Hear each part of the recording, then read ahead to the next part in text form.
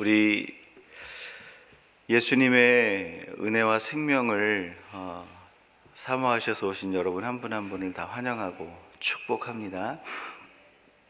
여러분, 성도는 어떤 상황 속에서도 찬양하며 노래할 수 있습니다. 왜냐하면 성도는 하나님이 주신 신령한 축복이 있기 때문에 그래요. 모든 성도 안에는 하나님이 주신 영적 축복이 있어요. 영적 능력이 있어요. 그 영적 축복과 영적 능력이 있기 때문에 어떤 상황, 어떤 순간에도 하나님을 찬양하고 하나님을 노래할 수 있어요. 믿으세요? 제가 설교 앞부분에 오늘 조금 찬양을 많이 할 거예요. 아시면 이렇게 따라 부르셔요. 우리 미국 시카고 대화재 때 자신의 전 재산을 다 날려버린 사업가가 있었어요. 그 사업가가 자기 전 재산을 털어서 큰 별장을 지었는데 불이 나요. 가족을 위로하기 위해서 그 유럽으로 자기 아내하고 딸을 배를 태워서 그래서 보냅니다. 근데 그 배를 보내는 그 중간에 배 사고가 나서 4딸을 다 잃어버려요. 그 전 재산을 잃어버리고 사랑하는 4딸을 잃어버린 후에 이 성도가 지은 찬송가가 있어요. 그 찬송가가 이 찬송가예요. 내 평생에 가는 길 순탄하여 늘 잔잔한 강 같든지 큰 풍파로 무섭고 어렵든지 나의 영혼은 늘 편하다. 내 영혼 평안해.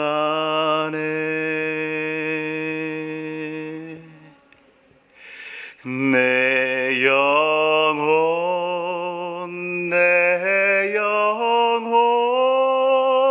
평안해. 여러분, 4명의 딸을 잃어버리고 자기의 삶의 터전을 다 잃어버렸어요. 그런데 이 찬양이 나와요. 왜요? 영적인 축복이 있기 때문에 그래요. 우리가 이 영적인 축복이 없는 사람은 이 땅의 터전이 무너졌을 때 노래할 수 없어요. 왜? 영적인 힘이 없기 때문에, 영적인 축복이 없기 때문에. 그 영적인 축복, 하나님 주신 신령한 영적인 축복을 누리는 자는요, 찬양할 수 있어요. 2절에 이렇게 돼 있잖아요. 저 마귀 우리를 삼키려고 입 벌리고 달려와도 주 예수는 우리의 대장되니 끝내 싸워서 이기리라. 4딸을 잃었어요. 삶의 터전을 잃었어요. 근데 끝내 싸워서 이기겠다고 노래하고 있어요. 누가 이렇게 노래할 수 있을까요? 영적인 축복과 영적인 유산을 갖고 있는 자예요. 여러분, 한 사람을 또 소개하고 싶습니다. 페니 크로스비라는 사람. 여러분, 이 이름을 좀 알아둘 필요가 있어요. 왜냐하면 저희가 부르는 찬송가의 대부분을 이 여자가 작사 작곡을 해요. 맹인이었어요. 태어날 때도 맹인이었어요. 맹인이었는데 수많은 어려움과 고통 가운데서 이 사람이 하나님을 어떻게 노래했는지 한번 들어보세요. 맹인인데 노래할 수 있습니까? 그런데 이렇게 노래합니다. 나의 갈 길 다가도록 예수 인도하시니 내 주 안에 있는 긍휼 어찌 의심하리요. 믿음으로 사는 자는 하늘 위로 받겠네. 여러분, 맹인이 하늘 위로 가운데서 이렇게 찬송할 수 있습니까? 맹인이 어떻게 이렇게 노래할 수 있을까요? 영적 유산이 있어서 그래요. 영적 축복을 누리기 때문에 그래요. 우리는 눈에 보이는 것을 쫓아가게 돼요. 그래서 육적인 축복만 쫓아가요. 그게 필요 없다라는 게 아니라 저와 여러분이 영과 육이 있듯이 육적인 축복이 없으면, 신령한 축복을 모르면요, 어려운 상황 가운데서 저와 여러분이 힘을 낼 수 없고 노래할 수가 없어요. 여러분, 예수 잘 믿어도 어려운 일 당할 수 있어요. 하나님 사랑해도 힘든 일 당할 수 있어요. 그런데 그 사람이 꼬꾸라지지 않는 이유는 영적인 능력과 축복이 있기 때문이에요. 우리가 잘 아는 2급 지체장애자 송명희 시인이 뭐라고 노래했습니까? 하나님은 공평하시다. 여러분, 다른 사람의 도움이 없이는 삶을 살 수가 없는데 하나님을 뭐라고 찬양했는지 아세요? 하나님은 공평하시대요. 어디서 이런 힘이 나옵니까? 영적인 축복을 누리니까 그러는 거예요. 영적인 축복을 누리니까 세상이 어떤 것하고도 비교할 수 없고, 지금 이 상황도 능히 감당하며 이기며 나갈 수 있는 힘이 위로부터 오는 거예요. 여러분, 영적인 축복이 있습니다. 이 땅의 축복이 있듯이 영적인 축복이 있습니다. 신령한 축복이 있습니다. 오늘 본문 말씀 3절 말씀에도 사도 바울은 이렇게 얘기합니다. 찬송하리로다. 하나님을 찬송하고 있어요. 왜 하나님을 찬송하고 있습니까? 3절 말씀에 하늘에 속한 신령한 복을 받았기 때문이라고 했어요. 하늘에 속한 신령한 복, 영적 축복이 우리 안에 있기 때문에 우리는 노래할 수 있대요. 6절에도 하나님의 은혜와 그 사랑 때문에 우리는 찬송할 수 있다고 얘기하고 있어요. 그 영광 때문에. 근데 바울의 이 고백에 대해서 일반적으로 이렇게 질문할 수 있어요. 여러분, 이런 생각 안 들어요? 목사님, 영적 축복이 무슨 의미가 있습니까? 저는 지금 배가 고픕니다. 저는 지금 몸이 아파요. 전 인생길이 꽉 막혀 있고 이 땅의 삶이 괴롭습니다. 먹을 게 없고 인생이 괴롭고 내 삶의 문제가 안 해결됐는데 영적 축복이 무슨 의미가 있습니까?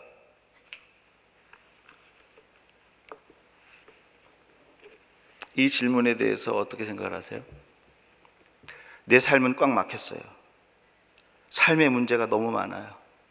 마음이 괴로워요. 힘들어요. 근데 하나님 말씀하세요. 영적 축복을 받아라. 그 가운데서도 노래할 수 있다. 뜬구름 잡는 이야기 같아요. 이 질문에 대해서 어떻게 생각하세요? 그거 필요 없는 거 아니에요? 영적 축복은요, 지금 내 문제가 해결이 먼저 돼야죠. 여러분, 이렇게 대답하는 것에 대해서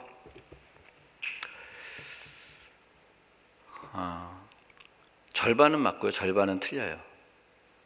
이게 무슨 말이냐면, 우리가 육을 갖고 있으니까 그 말이 맞는 것 같은데 실제로는 정확한 답은 아니에요.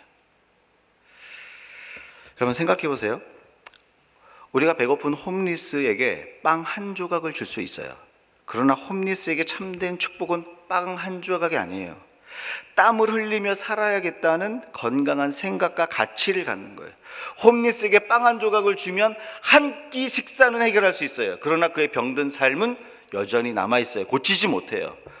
많은 경우 홈리스는 그의 생각과 가치가 병든 거예요. 마찬가지로 저와 여러분은, 모든 인간은 아담 이후로 영생을 잃어버렸기 때문에 영적 홈리스가 됐어요. 때문에 단순히 삶의 문제를 해결해 주는 것은요, 홈리스에게 빵 한 조각을 주는 것과 같습니다. 영원한 생명을 소유할 성도가 생명을 모른 채 삶에 필요한 빵 한 조각으로 만족한다면 영적 홈리스로 살아가는 거하고 똑같은 거예요. 홈리스에게 빵 한 조각이 필요한 건 맞아요. 문제는 해결이 안 되는 거예요. 영적 홈리스가 삶의 문제는 해결했는데 그의 영원한 집을 가질 수 없다면, 영원한 생명을 가질 수 없다면 그의 삶의 문제는 해결된 게 아니에요.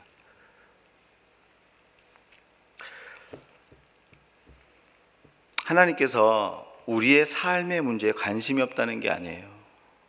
예수님은 오셔서 많은 병자를 고치셨어요. 죽은 자를 살리셨어요. 배고픈 자를 먹이셨어요. 그러나 기억하셔야 돼요. 하나님은 영적인 축복을 먼저 하기 원하신다는 거예요. 여러분 믿으십니까?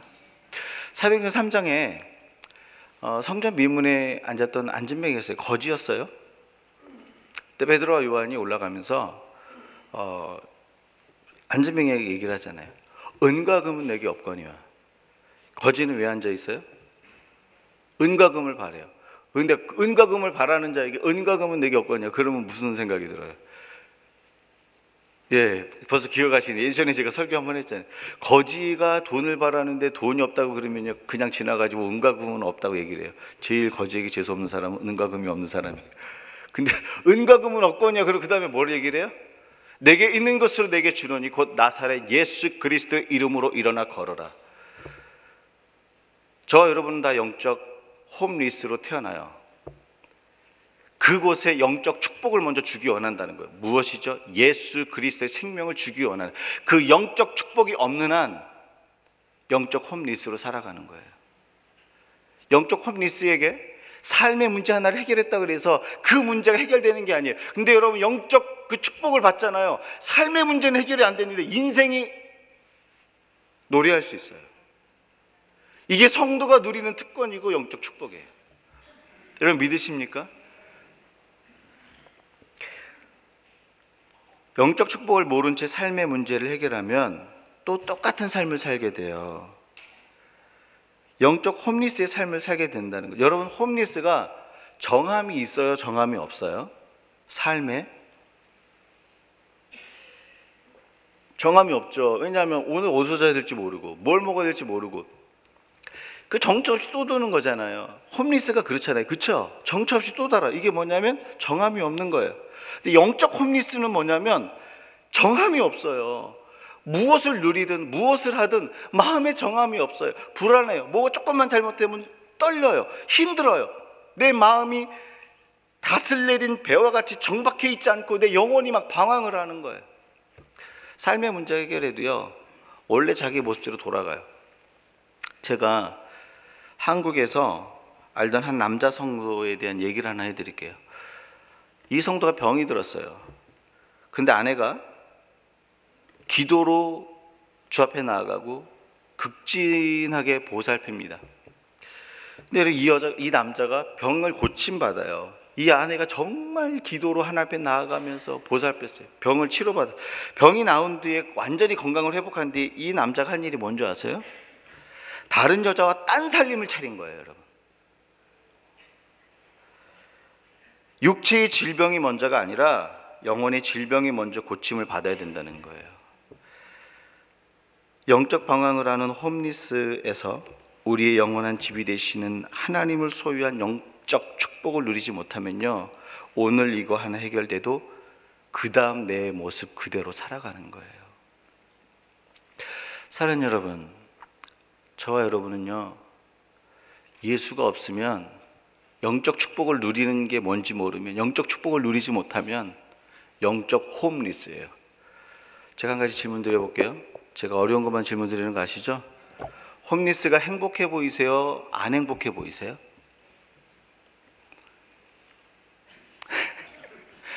홈리스 보면 나도 저런 삶을 살고 싶어, 이런 생각하신 분 계세요? 아니잖아요. 근데 여러분, 세상에 육적 홈리스만 있는 게 아니라 영적 홈리스도 있어요. 영적 축복을 못 누리는 자, 영적 홈리스, 마음의 정함이 없는, 자기 원래의 모습대로 돌아가는, 죄악된 모습대로 돌아가는.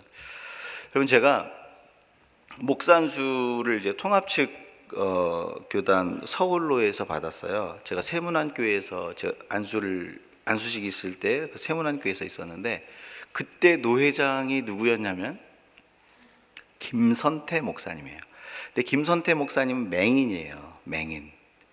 이분이 무슨 사역을 하시냐면 실로암 안과의 원장이에요.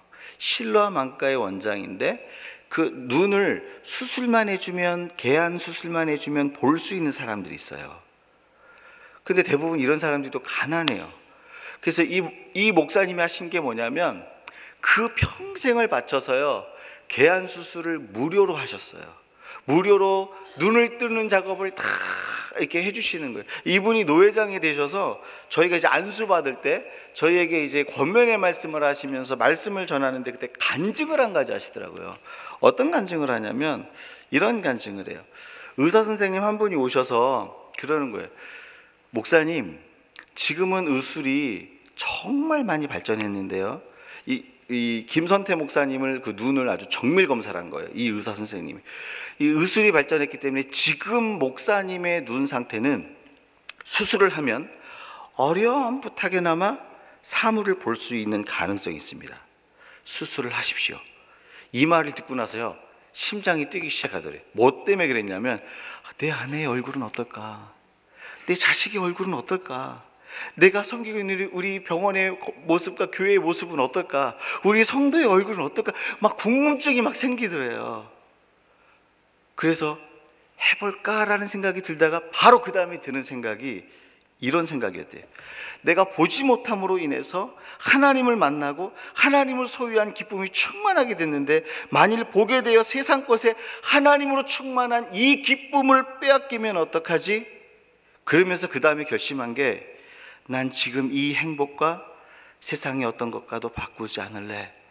그러면서 의사 선생님께 이렇게 대답을 한 거예요. 저 수술 안 하겠습니다. 전 지금이 너무 행복합니다. 무엇을 얘기하고 있습니까? 영적 축복은요, 육적 조건과 상황을 이기게 하는 거예요. 만일 육적 상황은 해결이 되었는데 영적 축복이 없는 사람은요, 상황이 무너질 때 내 삶도 영혼도 관계도 생각도 마음도 다 무너져요. 그러나 기억하십시오. 영적 축복을 누리는 자는요, 세상 사람들이 봤을 때 무시할 것 같은데 그 영혼은 자유한 거예요. 이 기쁨을 빼앗길 수 없는 거예요. 사랑하는 여러분, 성도는요, 때로는 사업이 망해도 건강을 잃어도 길이 막혔는데도 찬양할 수 있어요. 이게 성도예요. 왜 그런지 아세요? 영혼의 축복이 있어서 그래요. 영혼의 축복. 그렇다면 질문을 가져야 돼요. 퀘스천. 그럼 도대체 하나님이 주시고자 하는 영적 축복은 뭘까? 영적 축복이 있으면 노래한다 그랬잖아요. 어떤 상황에도. 어떤 상황에도 나는 예배하리. 하나님이 주시고자 하는 영적 축복. 4절 말씀입니다. 4절 같이 읽습니다. 곧 창세전에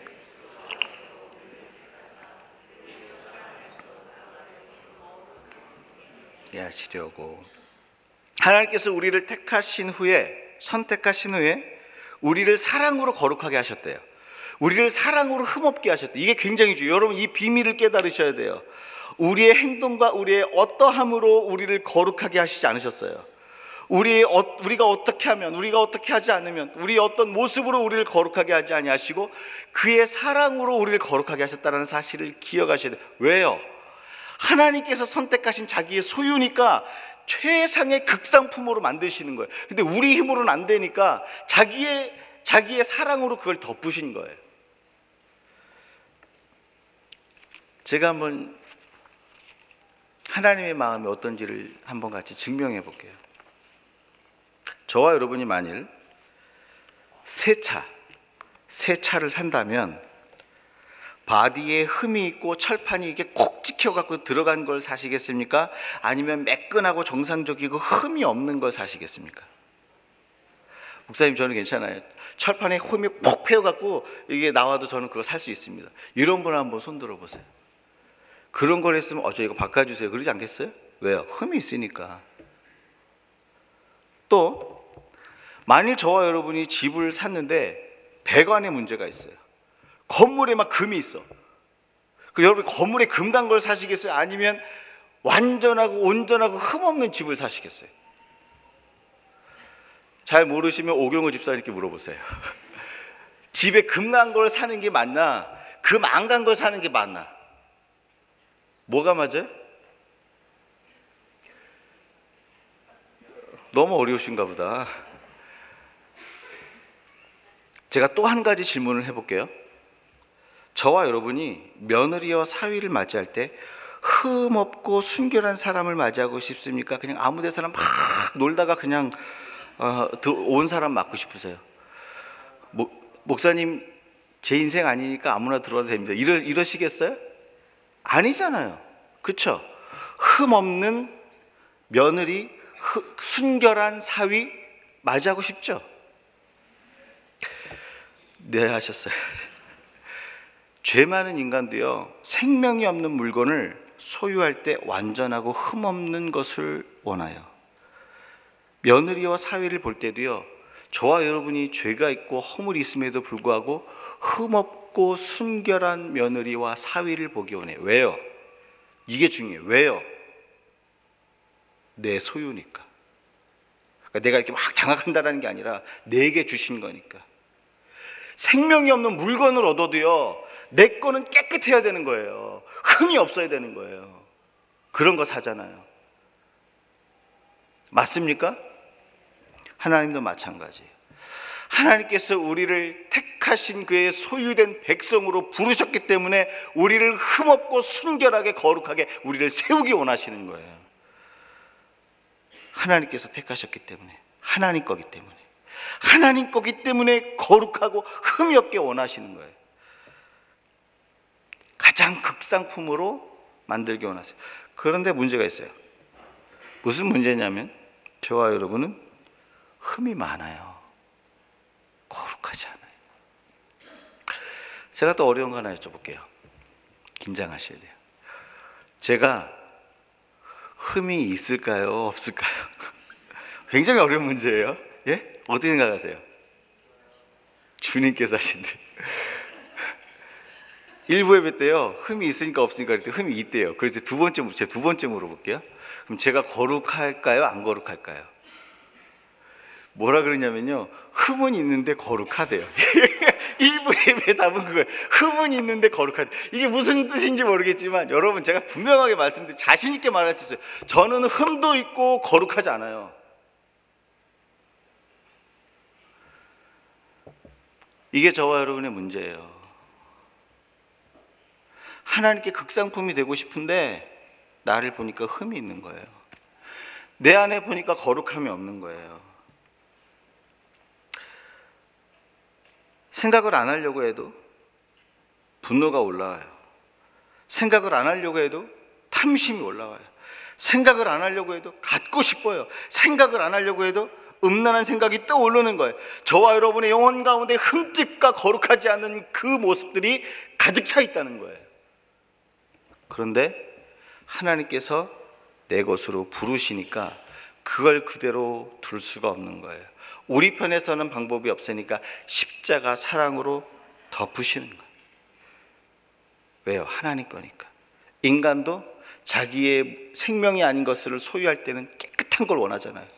하나님께서요, 우리를 선택하셨는데, 하나님의 것으로 선택하셨는데 우리가 깨끗할 수 없으니까 그 사랑으로 덮은, 사랑으로 거룩해진다는 이것을 깨닫는 게 영적 축복이고 영적 신비예요.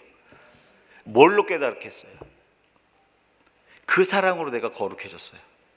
그 사랑으로 흠이 없어졌어요. 내 행위가 아니라 그 사랑으로. 한국의 사극을 보면 궁중에서 일하는 무수리들 있잖아요. 무수리, 그렇죠? 천한 여인들도 있어요. 근데 이 무수리와 천한 여인이 왕의 눈에 들어 왕의 사랑을 받으면 어떻게 될까요? 존귀한 신분이 돼요.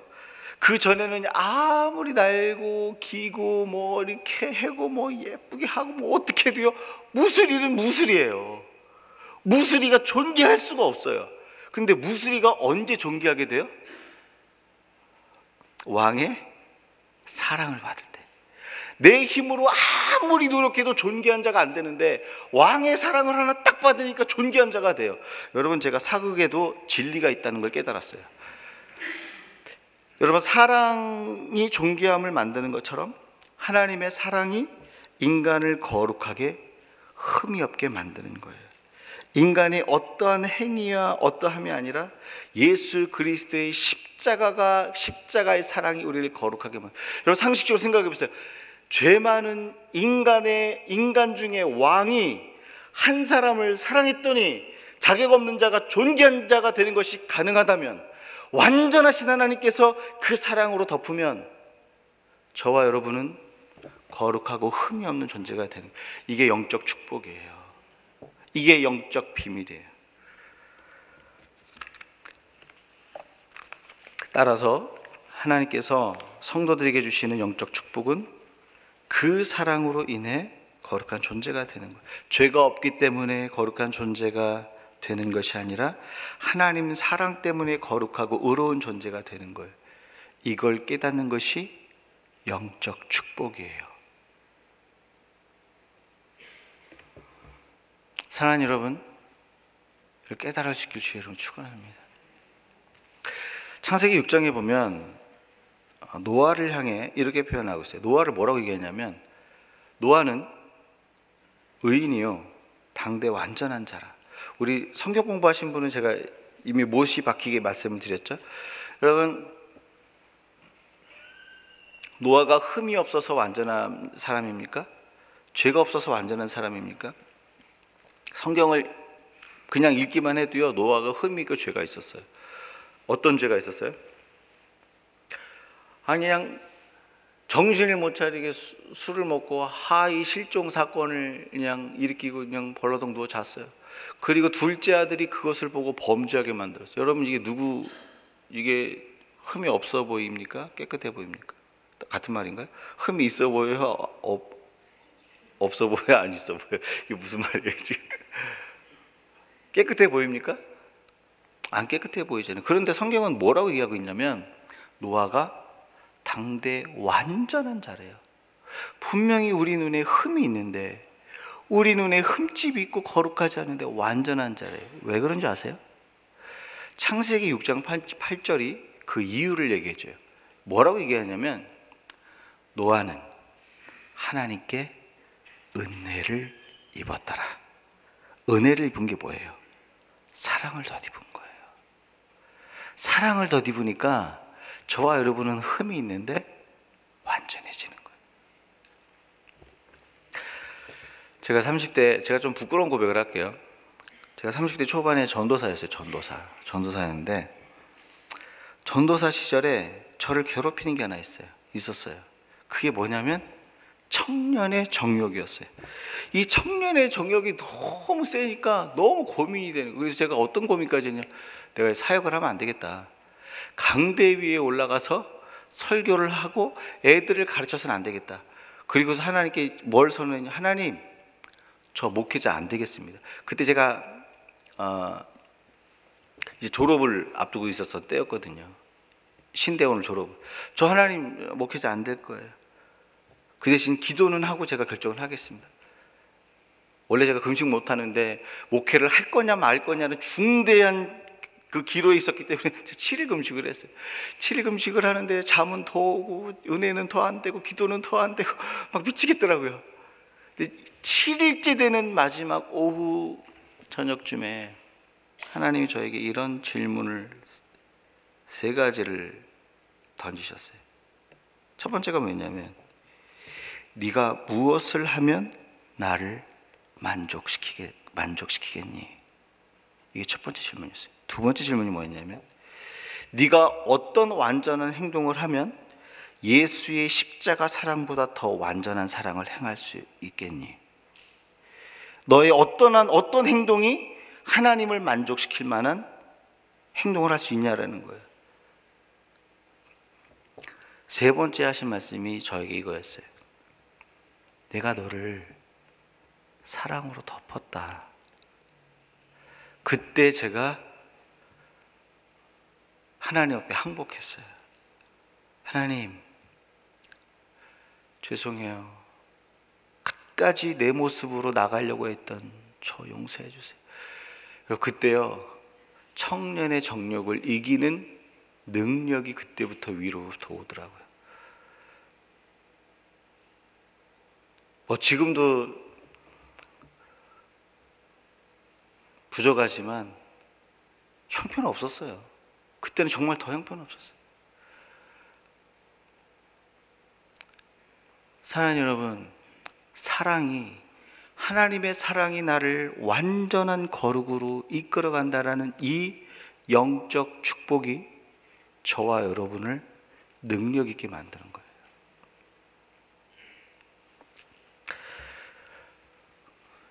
이런 축복 누릴 수 있길 주의 이름으로 축원합니다.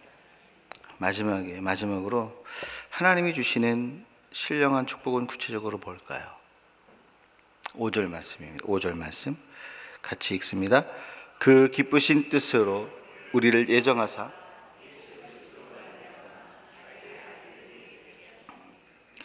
하나님께서 우리를 예수 그리스도 안에서 아들이 되게 하셨다고 말하고 있어요. 자녀 삼아 주신 거죠. 하나님께서 우리를 자녀 삼으셨다는 것은 하나님이 우리에게 뭐가 되신 거예요? 아버지 되신 거예요. 근데 여러분, 하나님이 우리에게 아버지 되셨다는 것은 적어도 세 가지 약속을 그 안에 담고 있어요. 하나님이 저와 여러분의 아버지 맞습니까? 예, 그러면 세 가지 약속이 있는데 첫 번째가 뭐냐면 보호하심이에요. 보호하심. 여러분, 신명기 8장 15절에 보면 이런 얘기가 있어요. 이스라엘 백성들이 광야를 걸을 때 하나님의 손이 불뱀과 전갈이 그들을 다치지 않게끔 막으셨대요. 근데 한 번은 하나님을 원망해서 하나님이 그 손을 떼니까 불뱀이 와서 문 사건 있잖아요. 그때 사건을 보면 이스라엘 백성들은 깨닫지 못하고 알지 못한 그때에도 하나님의 그 전능하신 손이 불뱀과 전갈들로부터 이스라엘을 보호하셨다라는 거예요. 하나님은요, 저와 여러분을 보호하세요. 이 세상의 공격으로부터, 사단의 권세로부터, 죄의 권세로부터, 이 땅의 모든 악한 것으로부터 저와 여러분을 지키시고 보호하세요. 제 아내가 저희 큰아들이 어릴 때 친정에 갈 일이 있었어요. 친정에 갔는데 평상시는 이제 친정에 가면 엄마하고 인사하고 뭐 그렇게 하고 뭐 언제 그렇게 하는데 그날따라 문을 들어가서 딱 거실에 앉자마자 하나님이 기도를 시키더래요. 무엇을 기도를 시켰냐면 자녀들의 큰 아이의 그 안전을 위해서 강하게 기도를 시키더래요. 그래서 앉아서 큰 아들의 그 안전을 위해서 기도를 막 하고 그리고 있는데 그날 오후에 무슨 일이 벌어졌냐면 그 현관이요, 위에도 유리문 그리고 이렇게 철이 있고 그 밑에도 큰 유리문이 있었어요. 근데 우리 큰 아이가 앞으로 가다가 넘어지면서 그 유리문 아래 거를 머리로 받으면서 그게 깨졌는데요. 그 유리창이 그대로 아래 깨진 그 위쪽 부분이 그대로 내려앉았어요. 여러분, 이게 보통 내려앉았을 때 죽은 사람도 있거든요. 분명히 다쳐야 되는데 머리털 하나 다치지 않은 거예요. 그때 저희 아내가 딱 깨달았던 게 뭐였냐면 하나님이 보호하셨구나, 보호하시기 위해서 기도시키셨구나, 이 마음을 주시더래요. 이게 뭐 얘기합니까? 사랑하는 여러분, 하나님께서 저와 여러분의 영적 아버지가 되시고 우리의 아버지가 되신다는 것은요, 보호하심이 있는 거예요. 보호하심. 이런 삶의 육체의 건강만 보호하시는 게 아니라 죄로부터, 사단의 권세로부터, 세상의 공격으로부터 저와 여러분을 보호하세요. 믿으십니까? 여러분, 이런 경험들이 다 있으실 거예요. 하나님의 보호하심. 두 번째, 하나님이 우리가 아버지 되신다 그랬을 때 하시는 약속 두 번째가 뭐냐면 믿음으로 살 수 있는 영적인 힘과 능력을 공급하는 거예요. 영적인 힘과 능력. 우리 이사야 40장 29절에서 31절 말씀 같이 한번 읽어보실까요? 같이 읽습니다. 피곤한 자에게는 능력을 주시며 무능한 자에게는 힘을 더하시나니 소년이라도 피곤하며 곤비하며 장정이라도 넘어지며 쓰러지되 오직 여호와를 앙망하는 자는 새 힘을 얻으리니 독수리가 날개치며 올라감 같을 것이요 다른 박질하여도 곤비하지 아니하겠고 걸어가도 피곤하지 아니하리로다. 여러분, 하나님께서 뭘 얘기하시냐면 피곤한 자에게 능력을 주시겠대요. 무능한 자에게 힘을 더하시겠대요. 여호와를 앙망하는 자에게 새 힘을 주셔서 달려도 뛰어도 피곤치 않는 영적인 힘과 능력을 공급하시겠대요. 여러분, 믿으세요? 여러분, 이민 생활이 쉽지 않습니다. 잠도 모자라고 살기에 바빠요. 몸이 천근만근이에요. 하나님도 우리의 힘든 형편과 사정을 아세요. 그것을 믿음으로 이기며 나가길 그런데 원하시는 거예요. 그러면서 뭘 얘기하시냐면 영적인 힘과 능력을 공급해 주시겠다고 약속하시는 거예요. 여러분, 음식을 먹고 우리 육체가 힘을 얻듯이 저와 여러분의 영혼에는 영혼의 근육이 있어요. 운동 안 하는 사람이요, 이 60파운드, 80파운드를 계속 20회, 30회 하는 게 힘들어요. 처음에 이제 근육이 안 다치기 위해서는 이제 내가 할 수 있는 만큼 올리는 거예요. 근육이 붙으면 5파운드씩 올려요. 10파운드 올릴 수도 있죠. 근데 그 근육이 붙어야 돼요. 올릴 수 있다는 것은. 나중에는요, 80파운드, 90파운드를 들어도 근육이 붙으면 땡기는데 안 힘들어요. 15회, 20회 하는데 안 힘들어요. 근데 여러분, 영적 근육도 있다는 사실을 아셔야 돼요. 영적 근육이 없는 사람은요, 삶의 무게가 다 왔을 때 내가 그것을 끌어당기면서 핸들링할 수 있는 힘이 없어요. 그래서 하나님 뭐라 그러는지 아세요? 내가 너희에게 영적 파워와 능력과 힘을 공급할 텐데 그 힘으로 이 땅의 삶을 살라는 거예요. 여러분, 엘리야도 믿음의 사람이었지만 고갈할 때가 있었잖아요. 힘들었어요. 근데 로뎀나무 아래서 하나님이 힘 주시잖아요. 영적 힘과 능력을 공급하시니까 40주 40야를 달려. 하나님이 영적 힘과 능력을 공급하시면 잠도 안 자고 40주 40야를 달려가야 되는 거야? 이런 얘기가 아니잖아요. 그렇죠? 무슨 얘기예요? 하나님이 능력으로 하나님이 원하시는 그곳을 향해서 달려갈 수 있도록 도우신다는 거예요.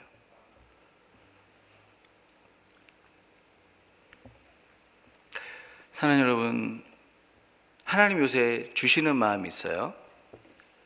저희 교회에 곧 영적 부흥이 있습니다. 여러분, 성령이 오셔서 자녀들을 예언하게 하시고 청년들은 환상을 보며 노년들은 꿈을 꾸게 하실 거예요. 여러분, 이게 뭔지 아세요? 예수 안에서는 어린아이와 노년의 구분이 없어요. 성령이 오셔서 예언하고 환상하고 꿈을 꾸면요, 한 꿈으로 온 세대가 묶이는 거예요. 이거 영광이에요, 여러분. 여러분, 하나님께서 곧 저희와 여러분 가운데 하나님을 사랑하는 부흥, 하나님을 만나는 영적 부흥을 주실 거예요. 곧 이 영적 부흥에 참여하는 저와 여러분이 되기를 주 예수의 이름으로 축원합니다. 여러분, 모두가 다 그 믿음의 파도를 타고 나가는데 뒤로 처지지 마세요. 기억하셔야 돼요. 저는 나팔을 불었습니다. 잠자지 마시고 게으르지 마시고 하나님 앞에 영적 근육을 단련시켜 달라고 믿음으로 나가세요. 하나님께서 주시는 영적 부흥이 있습니다. 여러분, 영적 근육이 키워지잖아요. 그러면 삶을 핸들링할 수 있는 능력이 달라져요. 그 은혜를 누릴 수 있길 주 예수의 이름으로 축원합니다. 마지막이죠. 아버지를, 하나님이 나의 아버지가 됐을 때 주시는 약속 세 번째가 뭐냐면 인생의 목적을 알려주세요. 내가 어디로 가야 되는지, 무엇을 향해서 가야 되는지 알아요. 여러분, 사도 바울이 로마서 8장 15절에 뭐라고 했냐면 하나님을 아버지라 부른다 그랬어요. 하나님이 나의 아버지 됐죠. 그 아버지가 됐을 때 바울에게 분명한 인생의 목적이 보여졌어요. 그게 어디서 나타나죠? 빌립보서 3장 8절에 내가 모든 것을 잃어버리고 모든 것을 배설로 여김은 그리스도를 얻고 그 안에서 나를 발견하려 함이라는 거예요. 인생의 목적이 분명히 서는 거예요. 세상 사람들은 세상 것을 채워서 나를 발견하려 하지만 하나님을 나의 아버지로 발견한 사람은 하나님을 나를 채워서 예수 그리스도를 내 안에 채워서 나를 발견하고자 하는 삶의 목적을 가진다는 거예요. 여러분, 질문하겠습니다. 세상의 것을 가져서 저와 여러분의 인생과 영혼이 극상품이 되겠습니까? 예수 그리스도를 가져서 저와 여러분의 인생이 극상품이 되겠습니까? 여기에 대한 답을 하나님께 하셔야 돼요. 하나님이 내 아버지가 되면요, 분명한 인생의 목적이 딱 그려져요. 예수를 채워서 나를 발견하고 예수를 채워서 내가 극상품이 되는 거예요. 여러분 이 은혜를 누리길 주의 이름으로 축원합니다. 말씀을 정리합니다. 성도는 어떤 상황에서도 예배할 수 있고 노래할 수 있고 찬양할 수 있어요. 왜요? 영적 축복을 누리는 존재이기 때문에. 그 영적 축복은 뭐죠? 거룩하지 않은 우리를 그 사랑으로 거룩하게 하신 거예요. 그 영적 축복 두 번째는 뭡니까? 하나님이 우리 아버지 되셔서 보호하시고 능력을 공급하시며 삶의 목적을 깨닫고 살아가게 만드세요. 저와 여러분은 영적 축복을 누리는 존재입니다. 이 은혜 가운데 있기를 주 예수 그리스도의 이름으로 축원합니다.